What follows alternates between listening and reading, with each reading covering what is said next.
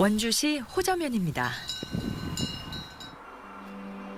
이곳은 소설 토지사랑회의 이두복 회장의 집인데요. 원고지 칸칸에 글을 써내려가는 그녀. 매일 아침마다 한자 한자 정성스레 담아내고 있는 것은 바로 소설 토지입니다. 그 필사를 하는 목적은 사실은 그 토지를 좀 더 정확하게 자세히 알고 싶고 인물들의 성격이라든가 선생님이 하고자 말씀하시고자 했던 뜻을 더 정확하게 받아들이기 위해서 필사를 하는 거죠. 읽는 것보다는 필사하는 것이 훨씬 더 정교하고 그 감정을 제대로 받아들일 수가 있더라고요.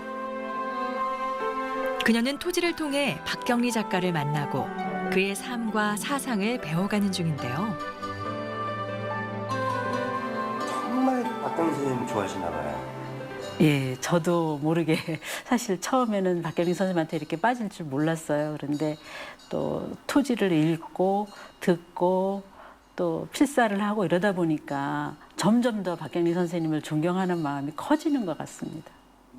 지금 이게 예. 몇 건부터 몇 건까지 쓰신 건지 좀 설명 좀 해주세요. 지금 저희 그 회원들이 릴레이를 쓰기 때문에 저는 1권 썼고 12권 썼고 19권 지금 쓰고 있습니다. 중간에 하나 보여드릴까요? 이거. 아, 이걸 다 쓰신 거예요? 예. 예. 한 두세 명 정도가 썼어요. 그리고 진짜 바쁘신 분들 있잖아요. 그런 분들은 한 권을 가지고 반씩 나눠서도 쓰시고, 그리고 뭐 진짜 많이 쓰신 분은 4권도 쓰셨고, 그다음에 이제 제가 3권 썼고, 뭐 2권씩 두 번째 권 지금 쓰시는 분도 계시고 그러는데, 저희가 9월 말이면은 거의 끝날 것 같아요. 얼마 안 남았네요. 예. 사실 보람이죠. 원고지가 거의 4만 매 정도 되거든요. 박경리 작가를 기억하며 써낸 원고지 4만여 분량의 토지. 박경리 작가가 떠난 지 10년이 지난 지금, 이처럼 새로운 토지는 과연 어떻게 다시 피어나고 있을까요?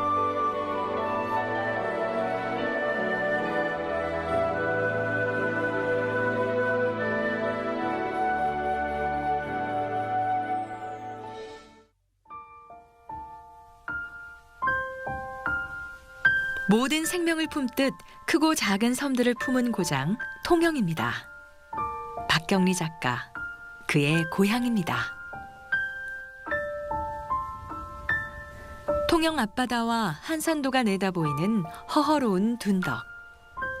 박경리 기념관의 양명규 관장은 단 하루도 빠짐없이 이곳을 찾아옵니다. 바로 박경리 작가를 만나기 위해서죠.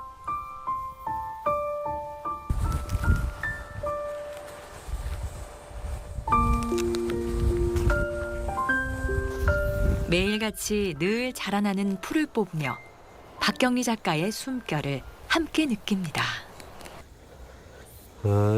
이 산소에는 제가 매일 아침마다 올라와서 둘러보고 또 오후에 퇴근하기 전에 또 올라와서 둘러보고 매일 2번씩 제가 와서 뵙고 갑니다. 어떻게 보면 부모님 묘소보다 더 이렇게 지역 정성이실 것 같아요. 그렇죠. 저희들은 명절 때나 성모 때나 뭐 1년에 한 2-3번 가게 되는데 쌤 묘소를 제가 또 돌보다 보니까 거의 뭐 매일 2-3번씩은 오게 됩니다. 기분이 남다르시겠어요? 저는 예, 부모보다도 더 자주 돌아보다 보니까 애착이 많이 갑니다. 그리고 여름 풀이 또 많이 깊고 하면은 풀도 베야 되고, 예, 묘소 관리에 제가 최선을 다하고 있습니다. 지극히 정성으로 박경리 작가를 모시는 양명규 관장. 그에겐 박경리 작가에 대한 짧지만 잊지 못할 따뜻한 기억이 남아 있는데요. 좀 하여튼 기계가 있고 뭐 대쪽 같은 사람, 그러면서 온화하고 어머니 같은 사람. 굉장히 좀 호랑이 같이 대범해 보였어요. 제가 보기에는. 선생님이 또 범띠라고 하더라고. 제가 또 범띠거든요. 그때 어떻게 대해 주시던가요? 고향 사람 왔다고, 아유, 고향에서 이리 왔구나. 빨리 들어오라고. 내 방에 아무나 들러 보내지 않는데, 고향 사람이니까 들어와야 된다고. 막 그래가지고 방석까지 그래 갖다 놓고 앉혀가지고 선수차를 이렇게 타주시더라고. 그래서 한 잔 마시고 그 집을 쭉 둘러보고 선생님하고 이제 말씀도 나누고 그렇게 왔었죠. 저는 한 번 딱 뵀습니다. 살아생전에. 한 번의 만남. 그것이 마지막일 줄 몰랐습니다. 백마에 시달리고 있다는 소식은 들었고, 뭐 아산병원에 계신다는 것도 들었고, 선생님 돌아가셨다고 하기에 참 많이 슬펐죠. 어쩔 수 없는 운명이니까. 2008년 5월 5일 박경리 작가는 82세의 생애를 마감하고 영원히 몸을 눕혔습니다. 굽이굽이 돌고 돌아오는 길, 험난했던 82년의 세월과는 달리 마지막 그의 길은 평온했는데요.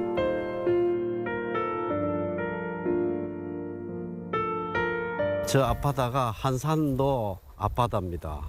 한산 해전이 열렸던 그 앞바다를 내려다보고 평소에 그 선생님이 제일 존경하셨다는 분이 이순신 장군입니다. 그래서 그 아주 뜻깊은 자리에 묘가 아주 적절하게 이 터도 좋고 기운도 좋고 아주 맹당이지 싶습니다. 네. 양지 바른 미륵산 자락. 그가 사랑한 고향 산천을 굽어보며 푸른 생명들과 편히 쉬고 있습니다. 봄 되면은 막 앞산이 전부 하얀 꽃으로 너무 멋이 있습니다. 예. 또 가을이 되면은 단풍이 들어가지고 오색 찬란합니다. 진짜 이런 곳에 선생님이 계신다는 게 너무 감사할 생각을 하고 있습니다. 모든 생명에 베풀고 보살펴 거두는 일에 한평생 뿌리를 둔 박경리 작가. 마지막까지 털을 잡았던 원주에서도 그의 향기는 살아 숨쉬고 있죠.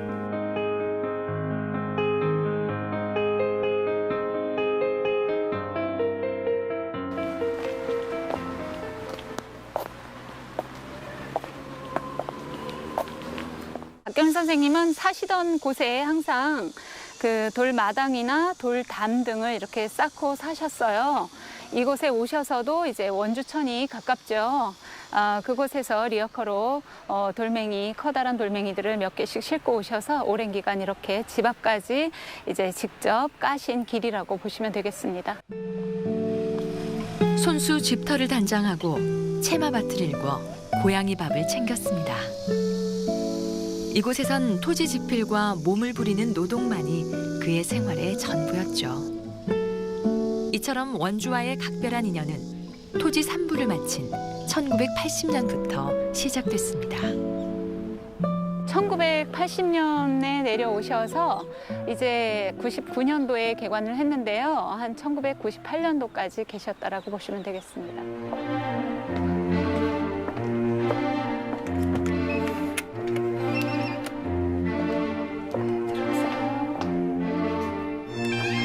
(20여 년) 가까이 지내온 그의 보금자리엔 그가 쓰던 가구며 생활하던 도구까지 그대로 남아 여전히 그의 손길과 체온 그리고 삶의 흔적들을 고스란히 느낄 수 있는데요. 박경리 선생님께서 이렇게 독특하죠. 예, 천소파인데요. 많은 분들이 오셔서 귀한 것 같다라고 이렇게 말씀을 하셨는데 선생님 이제 평소 검소한 생활을 하시고 하시지만 또 물건을 보시는 안목이 있으셔서 무엇 하나 구매하실 때는 굉장히 신중을 기해서 이제 굉장히 안목대로 좋은 것을 이렇게 고르셨던 것 같아요.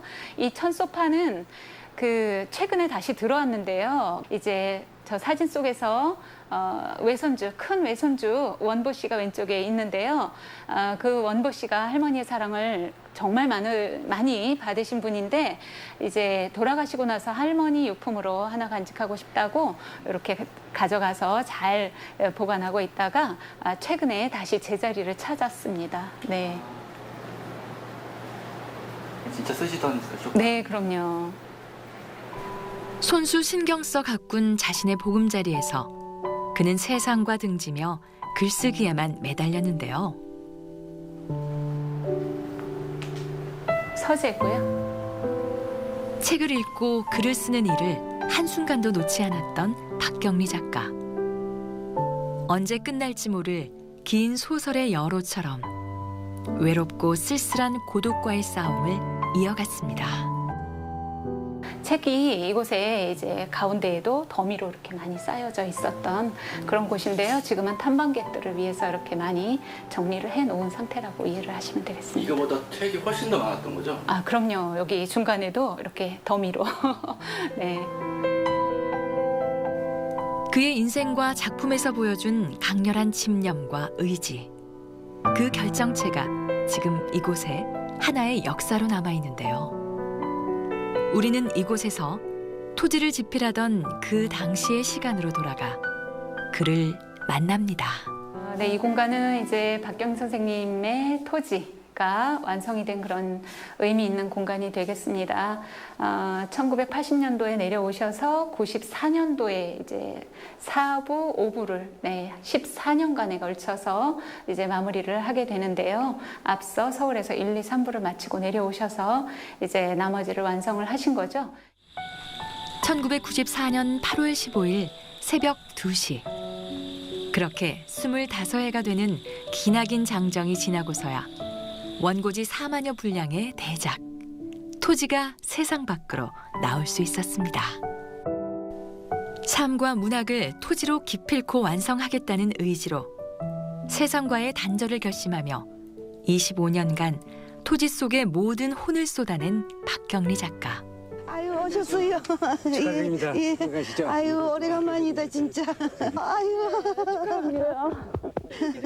아유, 이쁩니다 오늘. 안에서 축하해요. 아이고. 토지를 세상에 내놓자 많은 사람들이 이를 축복했고 박경리 작가 또한 그 기쁨을 겸허히 나누었습니다.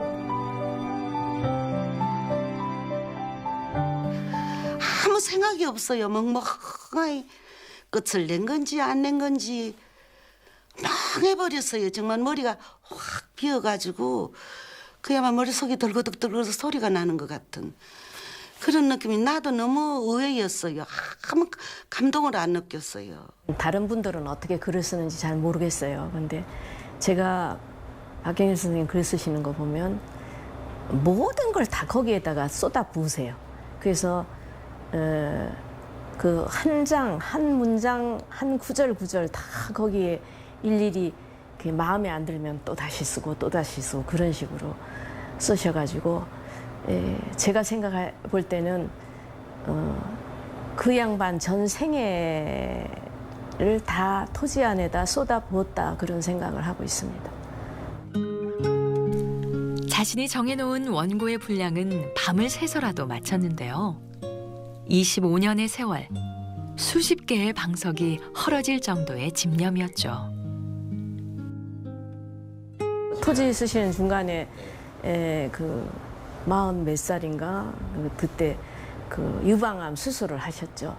수술하시면서도 그 붕대를 가슴에 감고도 글을 쓰셨어요. 그러니까 대단한. 그러니까 제가 생각해 볼 때는 박경리 선생님 글쓰기는 자기 삶의 모든 것이고 또 그 글쓰기를 통해서 당신의 어떤 그 구원이라 그럴까? 그런 것도 찾으려고 하셨던 것 같아요. 암과의 사투를 벌인 고통스러운 삶의 연속에서도 한치의 흐트러짐 없이 문학에 대한 모든 것을 쏟은 박경리 작가. 토지를 비롯해 김약국의 딸들, 파시, 시장과 전장 등 굵직한 작품들로 한국 문학사에 큰 획을 그었죠. 그는 문학과 생명에 애착이 강했습니다. 원고를 쓰다 답답하면 무조건 호미를 들고 밭으로 나왔는데요. 기운이 없으니까 이거 퍼질러 앉아서 일을 해요. 허리 때문에 이렇게 받쳐서 못하고 앉아서 해요. 언제나 글 쓰다가 안 되시면 막히면 밭에 들어가서 뭐 이렇게 풀을 뽑는다거나 뭐 이런 일을 하시다가 이제 머릿속에 이렇게 엉킨 것들이 풀어져서 생각이 떠오르면 다시 들어와서 이제 흙도 씻지도 않고 탁탁 털고 가서 그냥 글을 쓰시고 그러셨죠. 그건 노동하고 글쓰기가 병행됐어요, 어머니한테는. 그런 어떤 그 일하는 노동하고 글쓰기하고 꼭 같이 가시더라고요. 그래서 저는 글 속에 어떤 이렇게 생동감이라든가 새로운 생명의 느낌이 더 들어가 있지 않나 그런 생각도 한편 해요. 몸이 안 좋아 손으로 땅을 짚고 두 무릎으로 발을 기다시피 하면서도 고추 한 알 한 알마다 섬세한 손길을 멈추지 않았습니다. 주말이면 박경리 문학의 집에서는 토지 한국사 학교가 열리는데요. 네, 안녕하세요. 안녕하세요. 일찍 나오셨네요, 오늘. 네. 제가 박경희 선생님 너무 좋아하고 그분이 쓴 토지 이 책을 지금 3번째 읽고 있어요. 예. 네, 이 토지 학교를 계기로 지금 3번째 읽고 있는데 그 읽을 때마다 정말 그 감회가 정말 새롭고 느낌이 다르게 다가옵니다. 그래서 특히 수업 들으면서 이 책을 읽으니까 훨씬 또 그 풍성한 느낌이라고 할까요? 그런 게 느껴지네요. 유일 때마다 새롭게 다가오시나 봐요. 네. 그래서 20대 때 읽을 때랑 30대랑 읽을 때랑 지금 40대 읽을 때랑 정말 그 삶에서 좀 다르게 느껴지는 게 달라지고 있는 것 같습니다. 그리고 박의사라는 이제 서예의 중요한 연정의 사람이 있었잖아요, 그렇죠? 그런데 박의사는 서예와 결혼하지 못해서 결혼해서 자살을 하잖아요. 그래서 그 박의사 토지의 폭과 깊이를 배우기 위해 이곳에서는 새로운 형식으로 수업을 진행하고 있습니다. 1897년 소설 토지의 시작을 기점으로 1945년 광복에 이르는 시기까지 토지 속 인물과 사건을 중심으로 우리나라 근현대사를 되짚어보자는 취지인데요. 박경리 작가와 소설 토지를 이해하기 위해선 우리 근현대사를 바르게 볼 수 있는 시각이 필요하다는 게 이들의 생각이죠. 토지에는 우선 제일 먼저 생각했을 게 아주 다양한 인물이 나오면서 우리가 생각지도 못한 600명 이상의 인물이 나오거든요. 네, 그 인물들은 실은 다 짚어보면 우리 주변에 있을 법한 인물들이에요. 그래서 상당히 흥미롭게 읽히고요. 그리고 그 인물에 대해서도 각자의 삶을 생동감 있게 그리고 있습니다. 그래서 작품을 독서 자체도 흥미롭게 할 수 있어요.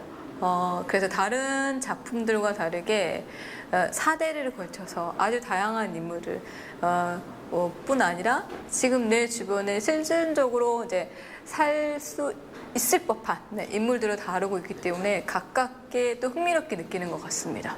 다른 작품과 변별되는 큰 지점이라고 생각이 듭니다. 그렇죠. 그런데 우리는 참 많습니다. 근데 이런 우물이 있어요. 근데 4-5살 지금 우리가 살고 있는 현실과 맞닿아 있는 소설 속 인물과 역사에 대한 그의 깊은 통찰력은 시간이 지나도 결코 빛을 잃지 않는데요. 넓은 평야가 눈앞에 펼쳐집니다. 섬진강가에 기름진 들을 안고 있어 예로부터 만석군 부자가 여러 있던 곳, 바로 토지의 주 무대인 하동 평살입니다.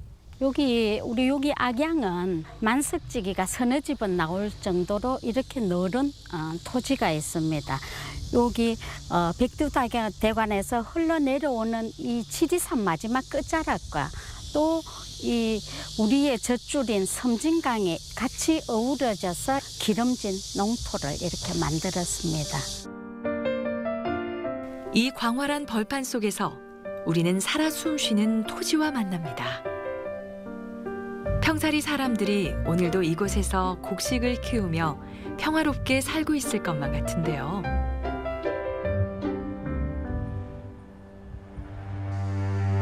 부잣집의 여유를 보여주는 듯 합니다. 최참판댁. 이곳에선 평사리 마을이 한눈에 내려다 보이는데요. 5대째 지주로 군림하고 있는 이곳 만석군 최참판댁을 중심으로 토지는 시작되죠. 여기 안채에서 서희 할머니가 귀가하시면서 또 요 밑에 쪽에는 이제 봉순내나 봉순이 이런 이제 몸종들이 이렇게 생활을 하면서 이 집의 살림을 같이 살았던 그런 곳이라고 보시면 되겠습니다. 토지 속 시간 여행을 즐기기 위해 이곳에 많은 사람들의 발길이 이어지고 있는데요. 어디서 오셨어요? 경기도 화성에서 왔어요. 어떻게 봐? 이모 보라 그래, 이모. 여기 올라와 보니까 저 눈앞에 보이는 게 다 여기 최참판댁 논이라고 그랬잖아요. 실감이 나네요. 아버님이 이렇게 큰 만석군이셨으면 어땠을 것 같아요? 글쎄요. 좋았겠죠. 남한테 많이 베풀 수 있을 테니까. 베푸실 건가요? 그럼요.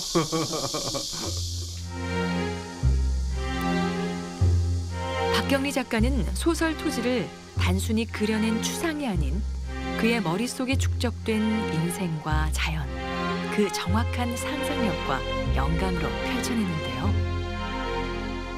박경리 선생님은 이곳에 와보지는 않았지만은 외할머니께서 들려주시던 옛 이야기가 있답니다.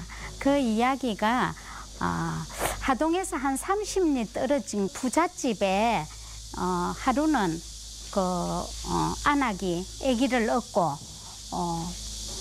배가 고파서 그 집의 문을 두드리면서 문을 좀 열어달라고, 네가 배가 고파서 그러니 먹을 것을 좀 달라고 애원을 해도 그 문의 빗장을 열어주지를 않더라고 그래요.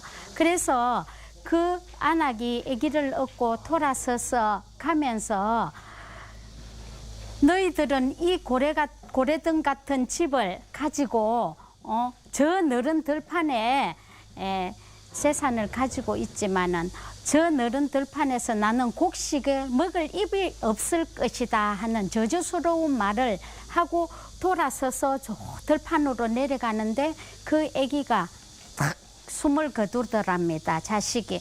그런 얘기를 이제 박경리 선생님 어릴 때 그런 말씀을 들려주셨다고 그래요. 이런 일이 있었단다. 너도 앞으로 이리 살아가면서 많은 사람들에게 베풀고 살아라 하는 그런 조언을 주셨다고 그래요. 작가의 삶과 사상, 그리고 문학적 역량이 총 집중돼 놀라운 상상력을 이루었습니다. 박경리 작가의 삶 자체이자 그가 살아온 시대와 역사가 바로 토지의 가치라 볼 수 있죠. 선생님은 이제 일제강점기 시대도 겪었고 우리의 그 역사를 거의 이제 이 소설의 반세기에 나타낸 것이지요. 그래서 선생님은 정말 그 우리 농민전쟁이라든지 뭐 이런 소작인들이 이 곳간을 털어서 도망을 가고 했던 이런 것들이 그 시대 배경에 맞게 이렇게 하나하나 글을 쓰셨다고 보시면 될 것 같아요. 그 소설로서만 끝날 게 아니라 정말 우리의 역사를 그대로 나타낸 것이라서 우리 시대에 잊지 말아야 할 가치와 역사를 격정적으로 그려낸 토지. 그래서 우리의 토지는 평사리 들판처럼 드넓고 지리산처럼 웅장한 모습으로 한국 문학사에 자리 잡은 것입니다. 그가 나고 자란 통영. 가파르고 좁은 이곳 골목길은 현재 박경리 문학동네라 불리는 서피랑 마을입니다. 골목을 계속 오르다 보면 서문고개에 들어서게 되는데요. 토지와 김약국의 딸들에 등장하는 소설의 무대죠.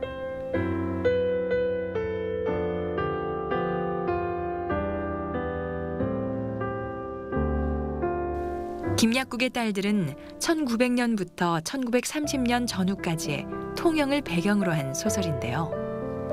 그의 작품 곳곳에는 고향에 대한 그리움이 많이 묻어 있습니다.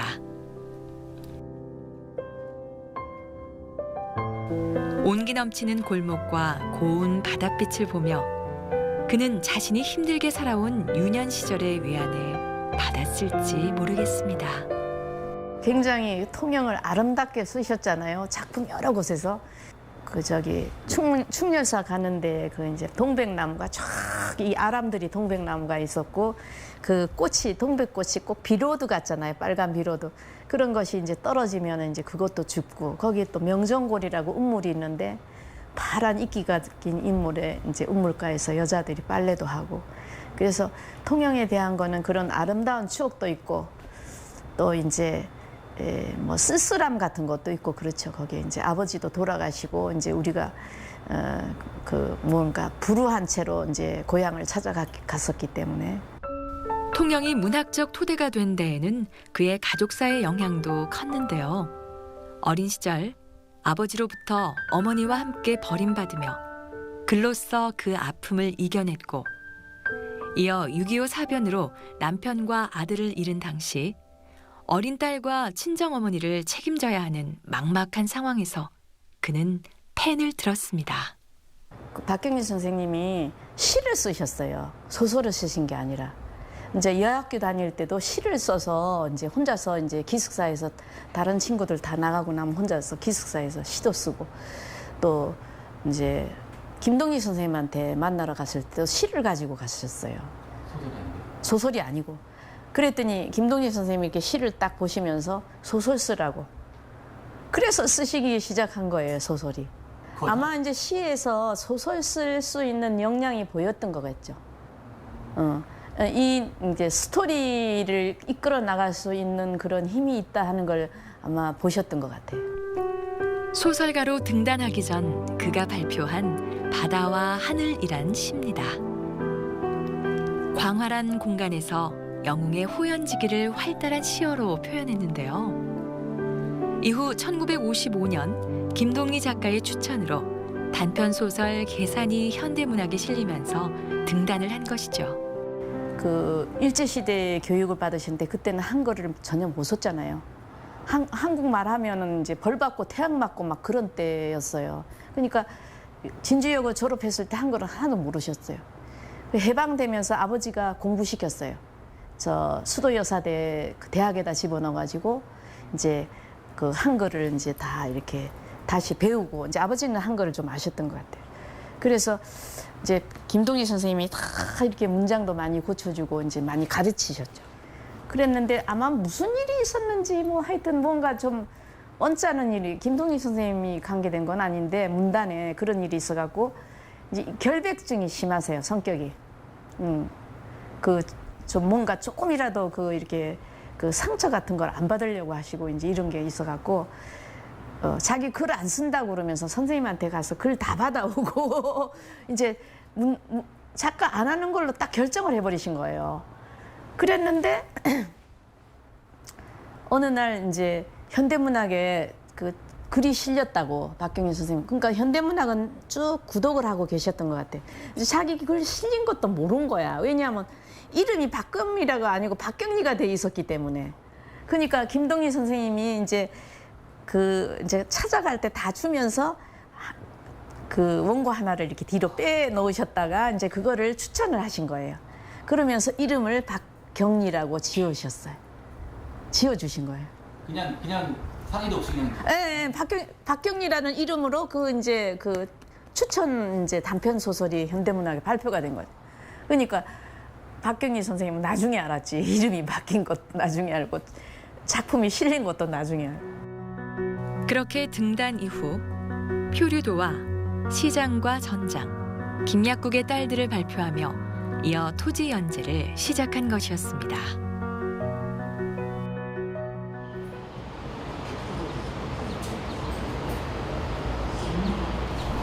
박경리 문학공원입니다. 매주 화요일이면 이곳에 하나 둘 사람들이 모여들기 시작하는데요. 바로 10년 동안 이어온 토지 시낭송회의 만남이 기다리고 있기 때문이죠.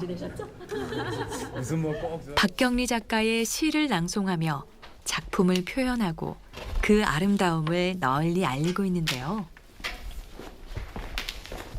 옛날에 그 집 박경리 빗자루병에 걸린 대추나무 수십 그루가 어느 날 일시에 죽어 자빠진 그 집.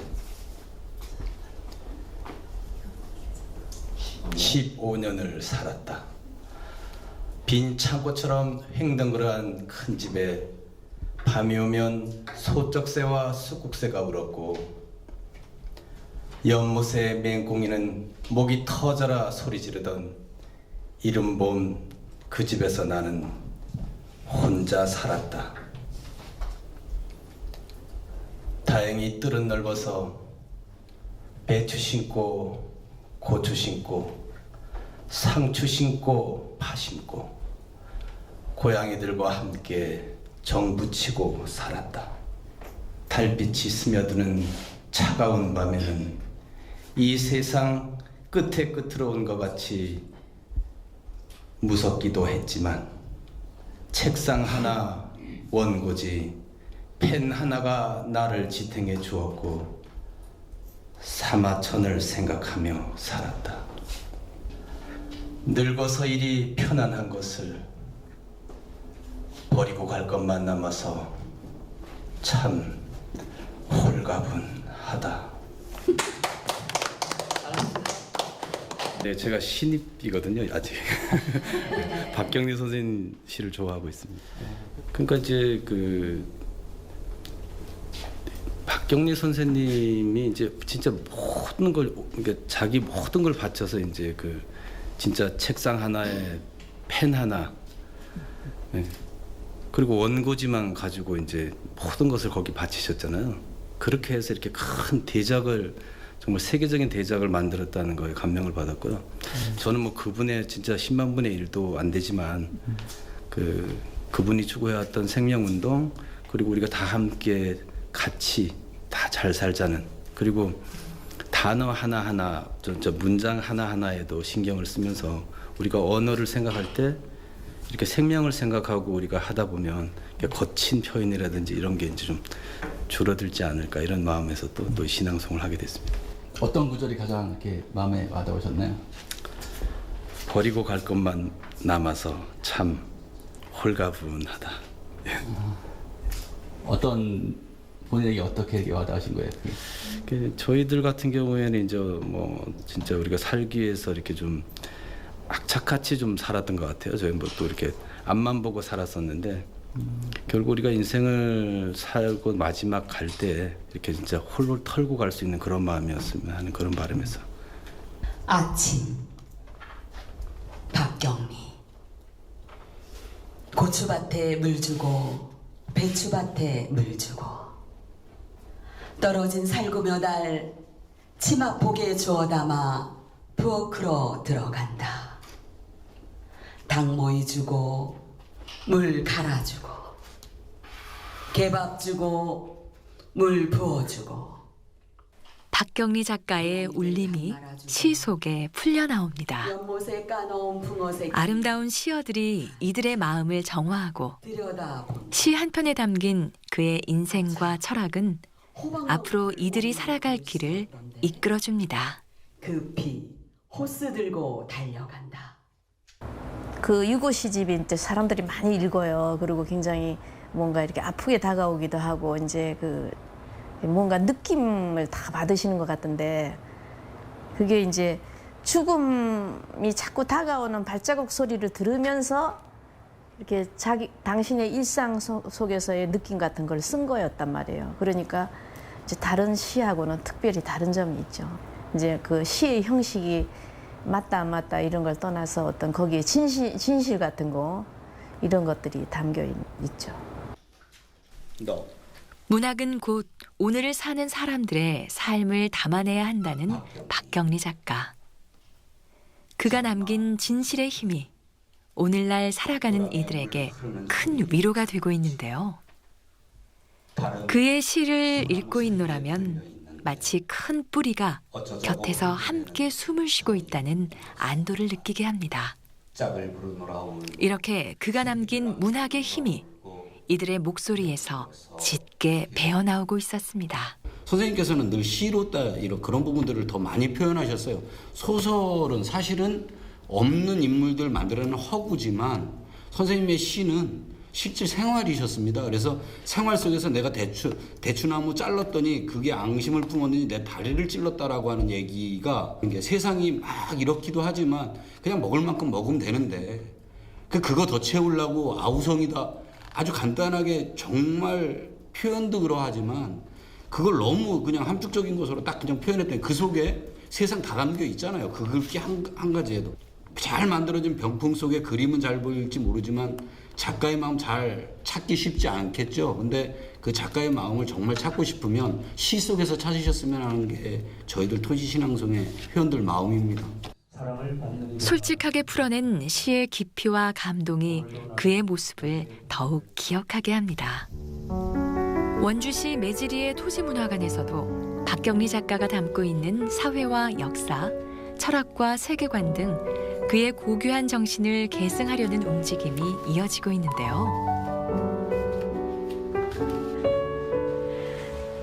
이게 이제 그 우리 이 박경리 문학상 그 후보자들 아니 수상자들 책인데 다 이제 훌륭한 작가들이 다 수상을 했습니다. 한국 문학의 위상을 좀 높여보자 하는 의미도 있고 또 우리가 이제 국력이 세계 문학상 하나 만들 만한 수준은 되지 않았냐 그래서 그런 취지에서 이제 박경리 문학상이 만들어졌죠. 1회는 당장 그 돌아가셨죠. 얼마 전에 최인훈 선생님이 1회 수상자입니다. 우리나라 작가로서. 2011년 제정한 박경리 문학상은 박경리 작가의 문학 정신과 업적을 기리고 재조명하기 위함은 물론 그의 뜻을 따르며 세계적 수준의 한국 문학의 발전을 기대하는 것이 박경리 문학상의 역할입니다. 수상하신 분들은 그 인상 깊게 생각하고 돌아가시고 또 박경리 선생님 소설을 꼭 읽어보고 싶어해요. 그래서 이제 되게 우리가 그 영어로 번역된 그 토지를 드리는데 굉장히 그 훌륭하다고 감동적이다고 이런 얘기를 많이 하세요. 그래서 이제 어떤 문학적인 교류나 또 한국에 대한 이해나 이런 것이 은근히 그런 어떤 잘 쓰는 작가들한테 이렇게 알려진다는 것이 이제 지금 당장은 아니라도 이렇게 자꾸 차곡차곡 쌓여가는 것 같아서 저희는 보람을 느끼죠. 토지를 전 세계에 널리 알리고 세계 문학으로 발전시키기 위해 오랜 시간 준비해온 것이 번역인데요. 워낙 분량이 길고 사투리와 토속어와 같은 까다로운 부분이 많기 때문이죠. 하지만 숱한 노력들 끝에 지난 2016년 러시아어와 일본어로 번역해 선보였습니다. 그 지역에 이제 제일 교포가 의사 하시는 분인데 그분이 맨 처음에 돈을 좀 내가지고 번역이 시작된 것 같아요. 근데 이제 제일 교포들이 한국에 대해서 너무 모르니까 이제 그 토지를 번역을 해서 좀 읽히자 하는 그런 애국하는 이제 조국을 생각하는 그런 마음에서 시작이 된 것 같아요. 소설 토지를 26년에 걸쳐 완성한 명실상부한 대한민국을 대표하는 작가이십니다. 올 6월엔 러시아의 명문대인 상트페테르부르크 대학교에 한국인으로는 처음으로 박경리 작가의 동상이 세워졌는데요. 한국과 러시아의 문화 외교 사업의 일환으로 추진된 성과로 이와 함께 동양학부에 박경리 강좌를 개설해 그의 삶과 작품을 알리고 있습니다. 이처럼 그의 새로운 토지가 수많은 작품들과 세계 문학의 향기로 다시 피어나고 있는데요. 그가 일군 또 하나의 희망이 바로 이곳 토지문화관입니다. 2006년 사재를 털어 후배 예술인들을 위해 토지문화관 내 창작 공간인 귀례관을 만들었죠. 지금 2달 돼가요. 예. 이번 다음 주말에 퇴거입니다. 그러세요? 네, 너무 안타까워요. 네. 처음에 오신 거예요? 7월 2일 날. 이평춘 교수는 번역 작업을 위해 이곳에 머물고 있는데요. 이처럼 많은 예술 작가들이 토지문화관으로 몰려들어 창작 작업에 몰두하고 있습니다. 이 자연 속에서 그냥 새소리 듣고 나무 소리 듣고 산책하고 그러고 있고, 그리고 이제 남은 기간에 이제 마지막 작업 그거를 조금 더 완성을 할 생각입니다.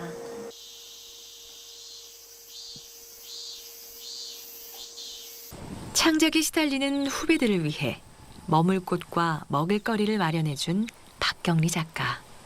셀 수 없는 문화예술인들이 그의 너른 품에서 새로운 결실을 일궈내고 있습니다. 이 창작의 고향에서 그가 차린 밥을 먹으며 소설을 쓴 유순례 작가. 그와의 추억과 인연을 기억합니다.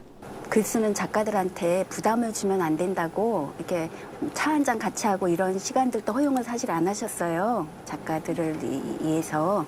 그래서 이제 제가 선생님을 여러 번 사실은 뵀는데 늘 어떻게 뵀냐면 텃밭에서 진짜 동네 할머니들처럼 쭈그리고 앉아서 상추를 뽑는다거나 밭을 간다거나 이런 모습을 여러 번 이렇게 뵌 게 처음 본 건데, 작품이 대작가로서의 이미지하고 사실 맞지 않았죠. 늘 이렇게 구부리고 있는 뒷모습만 저는 본 거예요.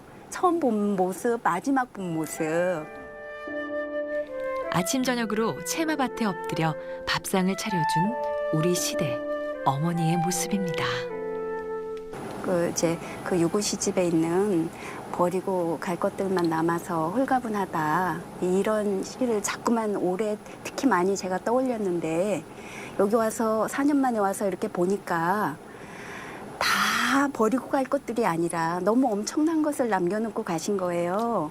매년 그 꽃을 피웠던 배롱나무 그대로 지금 빈 장독대 옆에서 꽃을 피우고 있고, 지금 모가가 열려서 있고, 그래서 이 굉장한 진리를 이렇게 그 마지막 가시면서 남기고 하신 게 아닌가. 네, 그런 생각을 많이 하게 됐어요. 올해는 특히. 그의 사랑이 그랬습니다. 무엇에 대하여가 아닌 무엇을 위해. 물리적 거리마저 지워버리는 그것은 무엇으로도 할 수 없는 어루만짐이었죠. 토지 안에 한국의 근현대사를 다 녹인 것처럼 언제나 그의 곁엔 작은 생명도 끌어안을 숭고한 사랑이 있었습니다. 지난 8월 15일 박경리 문학공원에선 토지의 완간일을 기념하는 소설 토지의 날 행사가 열렸습니다. 우리는 토지를 통해 나라 잃은 힘없는 이 땅의 백성들이 흘려야 했던 서름어린 눈물과 절절한 한을 읽고 또 읽습니다.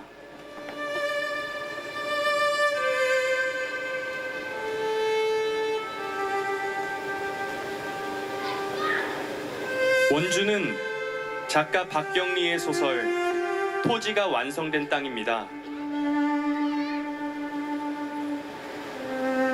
가장 작은 펜끝 하나로 한 땀 한 땀 바느질을 하듯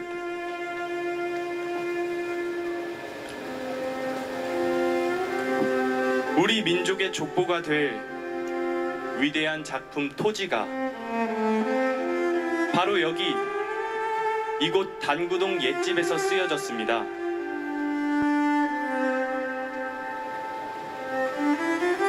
소설 토지의 행간과 행간 사이에는 원주의 햇빛과 바람과 선생께서 늘상 매만지던 단구동 땅의 흙이며 땀방울이 고스란히 담겨 있음을 느낄 수 있습니다.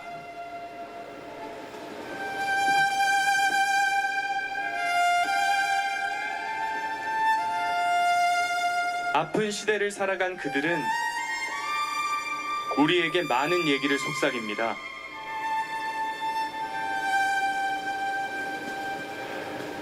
토지 속 민초들의 거친 삶은 지금 오늘을 살아내야 하는 우리에게 길을 인도합니다. 그렇게 또 시절이 가는 것이라고, 그 힘든 삶을 살아내야 하는 것이라고. 정말 애인이라도 한번 박경리 작가 타계 10주기이자 토지 완간 25주년을 맞아 전국의 많은 사람들이 참여했습니다.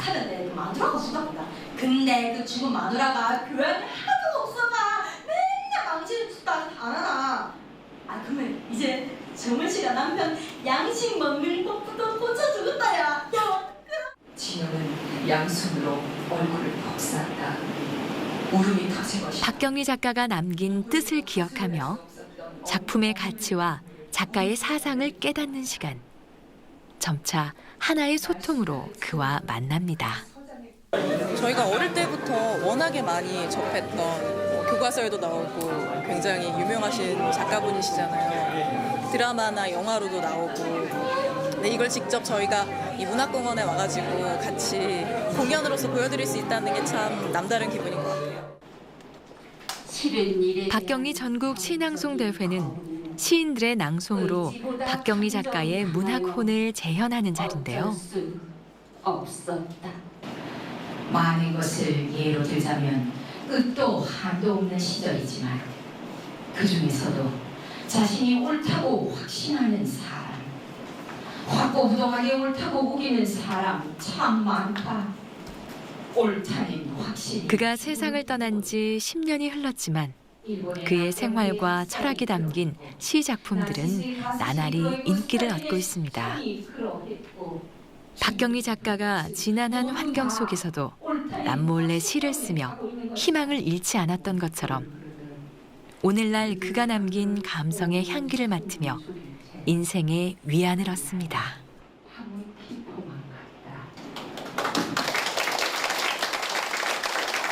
박경희.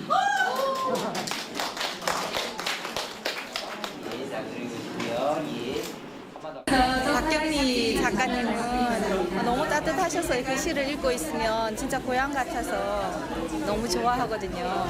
근데 뭐 아시다시피 제가 이제 울산 출신이고 해서 사투리도 많고 그래서 연습하면서 혹시 작가님의 시에 누가 되지 않을까 그런 걱정들도 많이 했는데 이렇게 엄청난 상을 받게 돼서 너무 행복하고 사랑합니다.